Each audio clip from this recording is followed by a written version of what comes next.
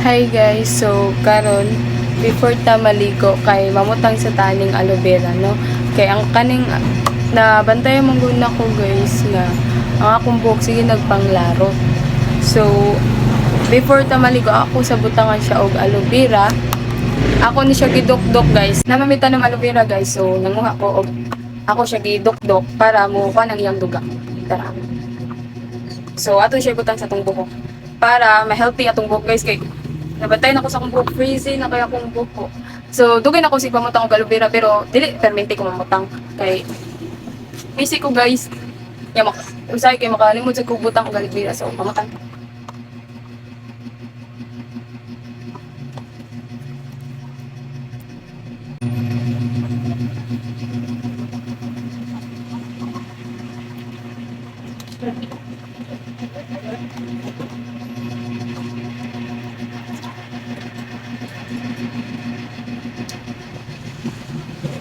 Nanglaro dyan ang akong buhok guys.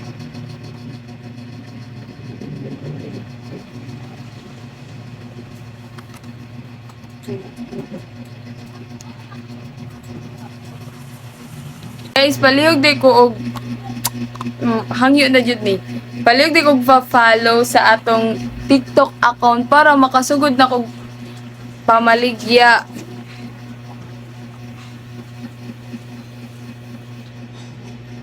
Yes, ganahan ko mag-TikTok affiliate guys niya.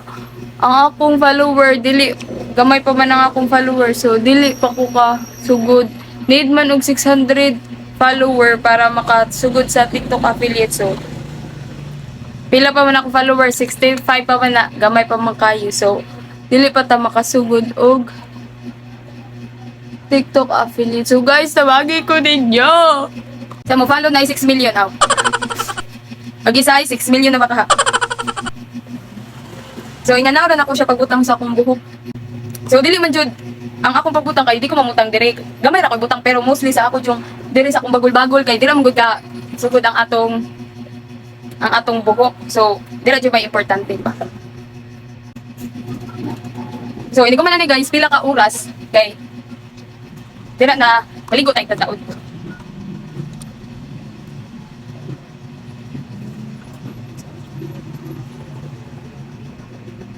I-follow ko aron makasugod na tagpamaligya sa TikTok.